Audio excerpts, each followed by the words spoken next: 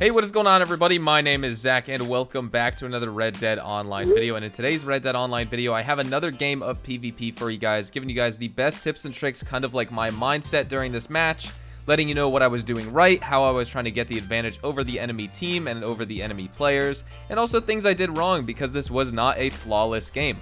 This is a 13-2 gameplay on Last Stand, so Last Stand is round-based, so 13 kills is a very high amount of kills, even for Last Stand, for any type of player. I would argue if anyone's dropping over 10 kills in Last Stand, that's a very, very good game. I also died twice though, so like I said, this isn't a flawless game. This was actually pretty competitive, and I'm going to be running through my thought process with you guys, like I said, giving you the best tips and tricks so you guys can learn from this gameplay, know what to do, what not to do, how to win some more engagements. And so if you guys could drop a like on this thing, that would be amazing. Let's go for 200 likes, as well as subscribe to the channel if you guys are brand new. Check out my Twitch, Twitter, and also the gold bar giveaway link down in the description below if you want to win some free gold bars. And let's just jump right into the gameplay. So this is Last Stand on Armadillo, and the game started out pretty interesting. As you guys can see right off the bat, I took a potent snake oil. I craft potent snake oils out in free roam. I used to buy tonics, but now that I'm playing Last Stand, some games, you know, I'll just blow through the enemy players and the rounds will be over very fast, so you don't make that much money. If you drag out the game, you can make a lot of money. This game was kind of dragged out because there were, I think we played 4 or 5 rounds. So you know, if you aren't making a lot of money, then you don't want to buy tonics. You definitely want to craft them out in the free roam. There's a bunch of spots in Armadillo, but you guys can see I popped out one guy, and now I'm immediately going for this player over here. I decided to throw a dynamite, as you guys can see on screen, because I knew he was just around that corner. I knew he didn't run away. He saw me on the mini map, and so I was like, you know what, instead of pushing out, I'll go and just throw a dynamite. And then of course you can see there, I played too aggressive. I saw that guy's blip at the last second, but he was actually able to double barrel me, or pump action shotgun me, and kill me though. I wasn't prepared for that at all. I shouldn't have gone running around the corner like that. I should have been crouching and waiting, and when I saw the blip, it was just a little bit too late. So that was a big rookie mistake on my move, but that is one of the 2 deaths we got this game. You guys will see the other one later on in this video. But just talking about that first round there, you just want to know the spawns in Last Stand. If you have an interesting spawn, you'd want to run to your normal location that you guys are comfortable at. For this game, you guys will see me play a lot of around the schoolhouse and that area of the map, pretty much to the left of this guy on your screen right now, to the left of where this guy is standing, facing that direction.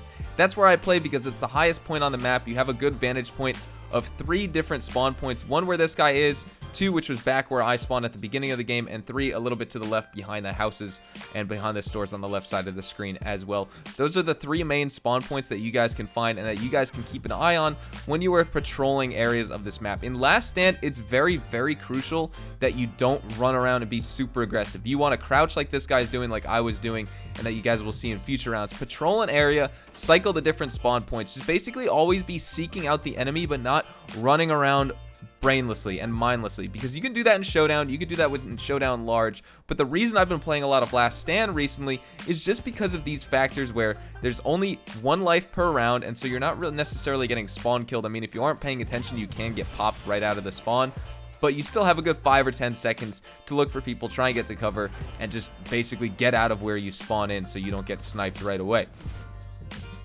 So you guys will see the round ends, I think, right about here. This guy gets killed, and I think that is the end of the round. And then we spawn in right after this point. And this is when the game starts to pick up. I start getting a lot of kills, and you guys will also see the players, I don't even know if they're playing more or less aggressively, but they just started to kind of lose it. I started to pick the speed back up. I even got 2 kills that first round. But I would argue this one is even better in that sense. I forget exactly how many kills I get in this first round. I'm actually not sure what I was doing here. I'm pretty sure I was texting my friend back. But you guys will see me get back into the game here. Now I'm moving. Of course, that's classic hazard right there. But I'm heading right for that little schoolhouse. I'm going over there. I'm crouching. I'm making sure that no one can see me. And I see this guy right there, and I just pick him off.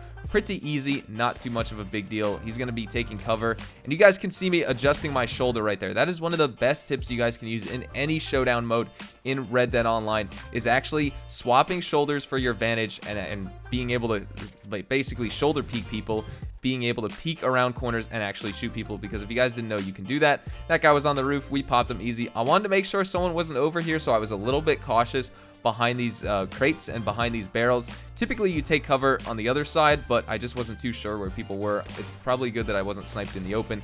This guy I got a little bit lucky with the headshot. I wasn't trying to use Deadeye as much as possible in this game. I would always recommend paint it black and, you know, using Deadeye as much as possible.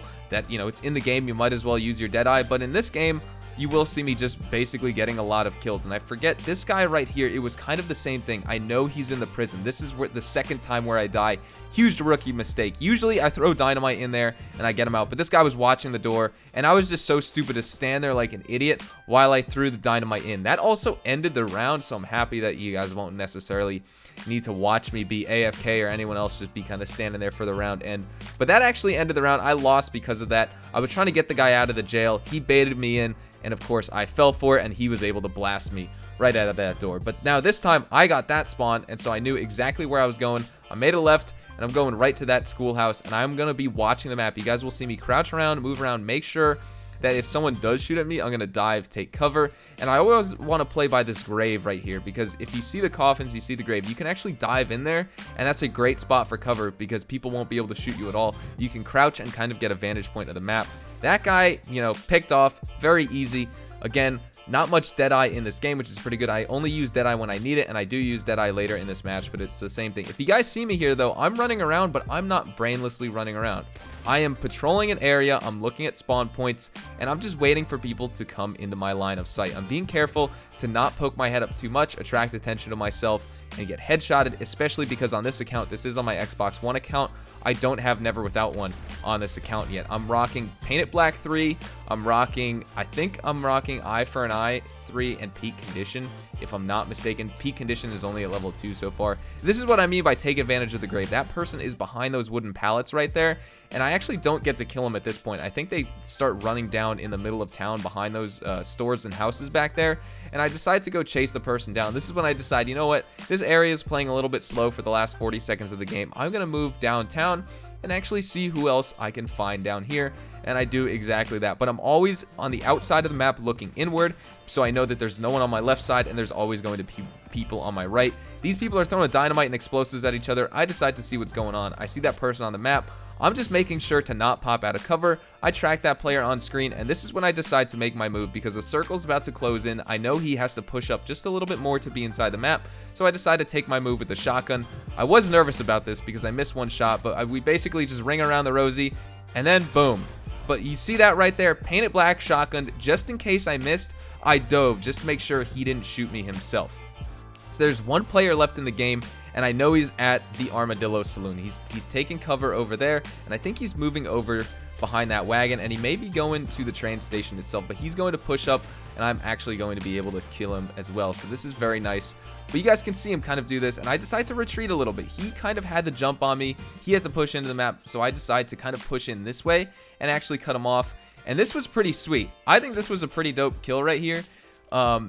He's going to move this way, and I'm baiting him around. He's playing very aggressive, so I decide to dynamite. He'll run right into the dynamite, and that is exactly what happened. I don't know what it is about Last Stand, but I have taken so many people out with dynamite in this game. It is very good. That's a huge tool, is the dynamite itself. When you see people and you can anticipate their movements, throw dynamite and you'll probably be able to blow them up. That's one of the biggest things about this game, is anticipating players' movements like that. Because if you could do that, you know exactly where they're going to go. Like, just think about it if you were in their shoes. If someone was shooting at you and they were in your spot and you were in the player's shoes, like if you guys just swapped roles, what would you do in that situation? And probably what you would do is probably what that player would do as well, because they want to, you know, want to win the game, and if they see like a piece of cover over there, they would probably try and run over to it just like you would. And so that's why you want to throw dynamite in that area, for example. But I apologize about the screen kind of glitching out right there. I don't know why. The recording must have got messed up. I probably need a new hard drive or something, because the transcoding and the encoding with these files have been messing up a little bit recently